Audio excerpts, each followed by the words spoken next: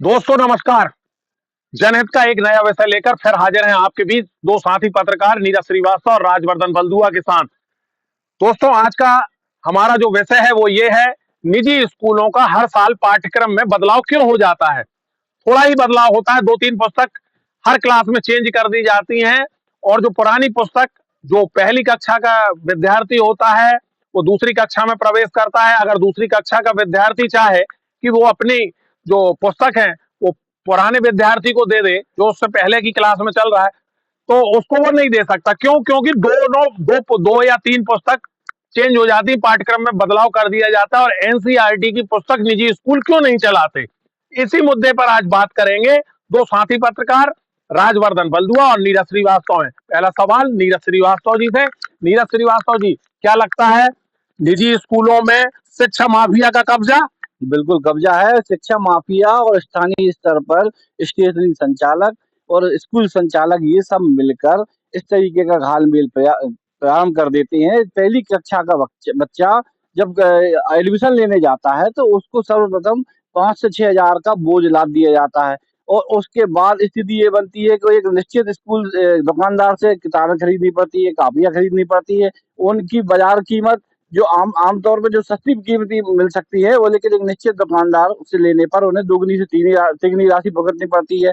तो शिक्षा माफिया का असर ये देखिए कि हर साल पाठ्यक्रम बदल दिया जाता है। पाठ्यक्रम में कोई बहुत बड़ा फेरबदल नहीं किया जाता है। 2 या 3 अध्याय बदल दिए जाएंगे, 1 या 2 किताबें बदल दी जाएंगी, जिससे हर बार नया एडमिशन लेने वाले विद्यार्थी नया पाठ्यक्रम खरीद रहे हैं, नई कापी किताबें खरीद रहे हैं और उनसे उनका लाभ मिलता है, उसका कमीशन मिलता है। वो कमीशन से स्कूल को मिलता है, उस शिक्षा माफिया द्वारा कमाया जाता है। उसका फायदा छात्र छात्राओं को नहीं हो रहा है, पालकों को नहीं हो रहा है, उन्हें व्यवस्थित तरीके से वो पढ़ाई भी नहीं कर पा रहे और उनको उसका नुकसान हो रहा है। सबसे ज्यादा नुकसान बच्चों को होता है और उनके पालकों को होता है। चलिए अगला सवाल लेंगे राजवर्धन बलदुआ जी से।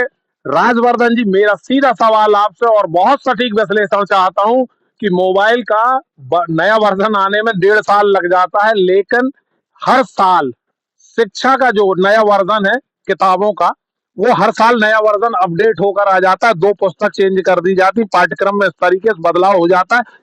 क्या आपको नहीं लग रहा कि इस समय जो शिक्षा माफिया वो इतना ज्यादा हावी है कि जो पेरेंट्स हैं, जो पालक हैं बच्चों के, वो लुट रहे हैं और पहली की पुस्तक, दूसरी की पुस्तक या 5वीं तक की पुस्तक 5,000 रुपए, 60,000 रुपए, क्या हो रहा है?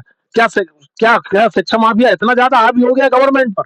देखिए, हम लोग तो बहुत 17-18 साल से पत्रकारिता भी कर रहे हैं और उम्र भी 40-45 साल हो चुकी है, जब से हम ये देख रहे हैं। शिक्षा माफिया हर सरकार में हावी दिखाई देता है। पिपरिया के कई स्कूलों की ये स्थिति हो गई है कि हरदैनिया जी, मैं आपको यहाँ पर बताऊं कि केवल पाठ्यक्रम की पुस्तकें नहीं है, दुकानें चिन्हित कर ली गई हैं। अगर बच्चे को रुमाल भी खरीदना है, जिस कलर का रुमाल स्कूल वाले बोल रहे हैं, उसके लिए भी एक रेडीमेड की दुकान तय है, ड्रेस के लिए रेडीमेड की दुकान तय है, जूते मोजे के लिए रेडीमेड की दुकान तय है। किस जगह से कौन सा स्कूल वाला कौन सी दुकान से आपको सामान लेगा, वो सब चीजें तय हैं।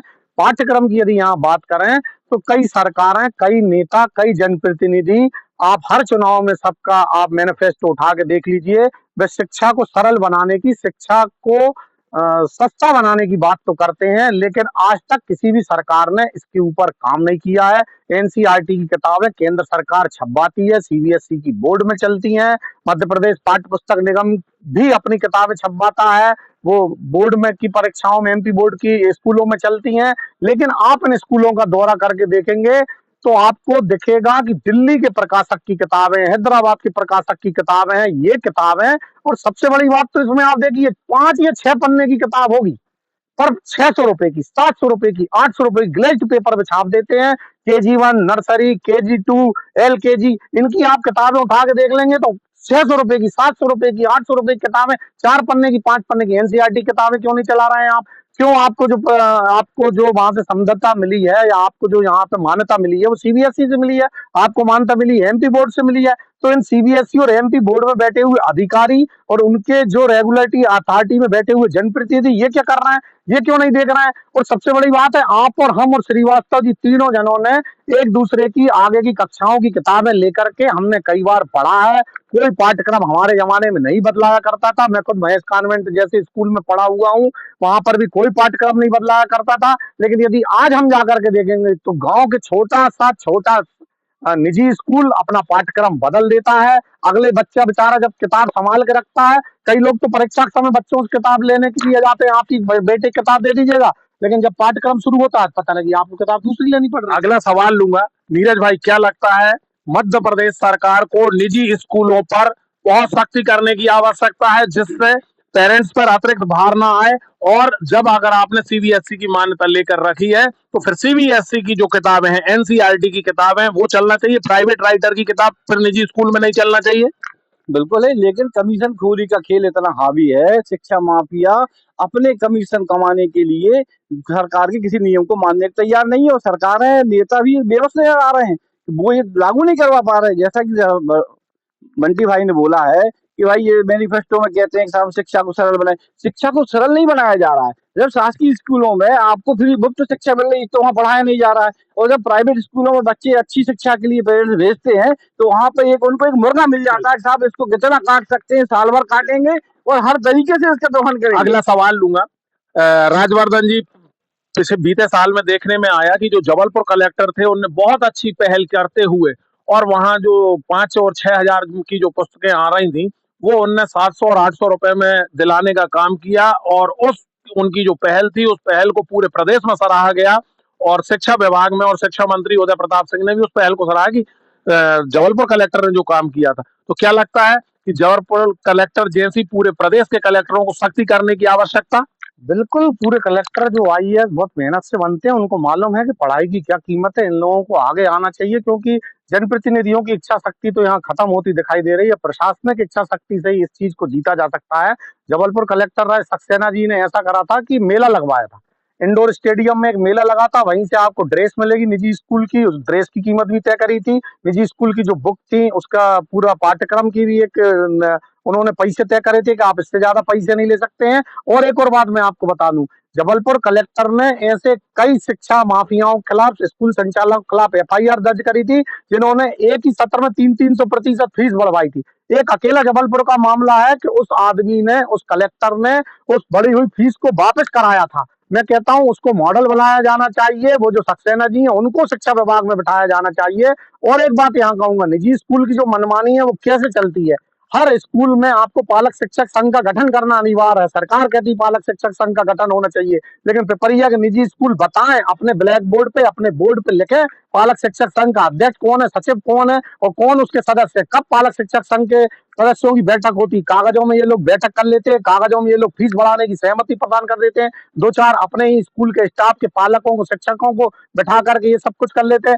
आज गरीब आदमी मरा जा रहा है, लेकिन हर आदमी का सपना है, वो चाहे हाथ ठेला चला रहा है, मजदूरी कर रहा है, पढ़ाई कर रहा है, वो हर आदमी का सपना है मेरा बच्चा अच्छे से अच्छे स्कूल में पढ़े, वो निजी स्कूल में जाए। लेकिन निजी स्कूल वाले जो हैं लूटने से कहीं भी कोई गुरेज नहीं कर रहे हैं। और आप देख लीजिए जिस तरह से डॉक्टर के यहाँ एमआर जा जाके नई नई दवाइयां बताते हैं, ऐसे स्कूलों के बाहर आप अभी जाके खड़े हो जाइए, आपको जो प्रकाशक, कई प्रकाशकों की गाड़ियां आपको वहां मिलेंगी, वो स्पेसिमेन कॉपी है, किताब लेकर के आते हैं कि ये किताब आप चलाइए, आपको इसमें इतना कमीशन मिलेगा, हमको इसमें इतना बचेगा, आपको इसमें इतना बचेगा। मैं निवेदन करूंगा सरकार से, जनप्रतिनिधियों से, प्रशासनिक अधिकारियों से, कृपया करके शिक्षा को सरल और सस्ता बनाए, जिससे सब लोग शिक्षा प्राप्त करें। तो ये थे मेरे साथ में दो साथी पत्रकार, राजवर्धन बल्दुआ और नीरज श्रीवास्तव जी, जिनका विश्लेषण आपने सुन लिया कि निजी स्कूलों में जो हर साल जो पाठ्यक्रम चेंज होता है, कुछ बुक चेंज कर दी जाती हैं, उनको वो चेंज नहीं होना चाहिए। अगर सीबीएसई का स्कूल है तो उसमें एनसीईआरटी की किताब चलना चाहिए